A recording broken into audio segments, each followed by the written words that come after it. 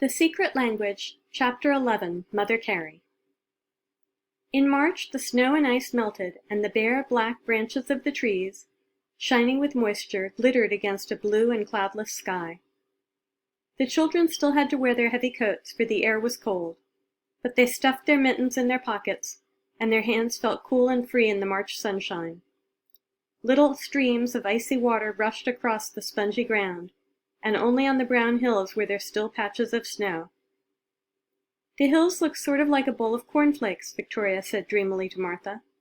"After you've put a lot of sugar on, but before you've added the milk." One windy March day, down at the swings, Victoria started to talk about Miss Denton. Martha was swinging, and Victoria was pushing her. "I think Miss Denton's nice, Martha," Victoria said. She gave an especially strong push.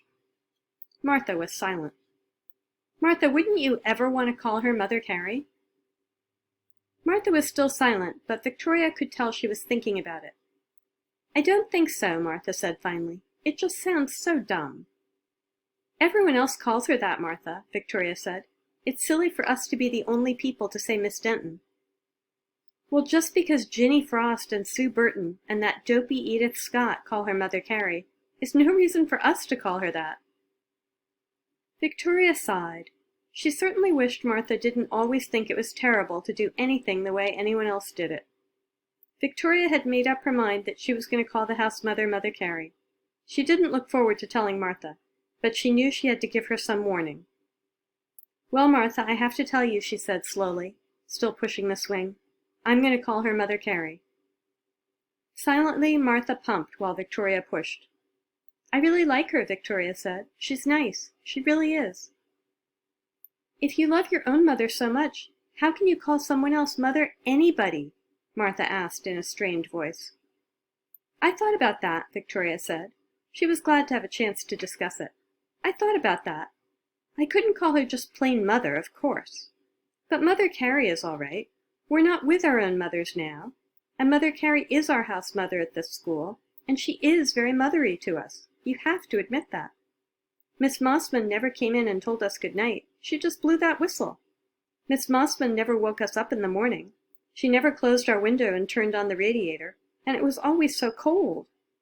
She stopped and thought bleakly of those dark, freezing mornings. "But Mother Carey closes our window and turns on the radiator and—" "Hey, you're already calling her Mother Carey. Did you hear yourself?" Martha asked wonderingly. "Well, I'm sorry, Martha, I really am," Victoria said. "But I just can't help it. It just seems all right and sort of natural." "You mean it seems the right and proper thing to do?" Martha sounded suddenly sarcastic. But then her tone changed. "Oh, all right, Vicky. Go ahead and call her that. You want to, so go ahead." "You're not mad?" "No, I'm not, honest." Martha brought the swing to a slow stop and stood up. Then she lay across the swing on her stomach and turned herself around and around with her feet on the ground until the chain was completely twisted. "No, I'm not," she repeated. She lifted her feet off the ground, and the chain, untwisting rapidly, spun her around in circles. When it stopped, she stood up, staggering a little. "No, honestly, I don't care," she said. "I still think it's a dopey name, but go ahead. Now I'll push you for a while. Get on." Victoria was relieved and happy as she swung back and forth in the cold March air. She'd made up her own mind. And she'd told Martha, and Martha wasn't mad.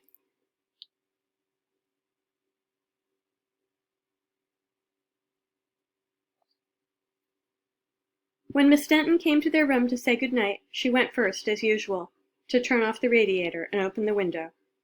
Then she leaned over Martha in the lower bunk. "Good night, Martha," she whispered, and tucked in the blanket. "Sleep tight." "Good night," Martha said. "I will." And she pulled her head down low on the pillow. Miss Denton straightened up and looked at Victoria in the upper bunk. Victoria raised herself on one elbow. "Good night, Vicky," the house mother said softly. "Good night, Victoria." "Good night." Victoria leaned forward. "Good night, Mother Carey," she whispered. "I'm going to call you that now." "Good night, dear," the house mother said. "Sleep well." And that was all. It hadn't been a bit ick and spick, thought Victoria, as she went to sleep.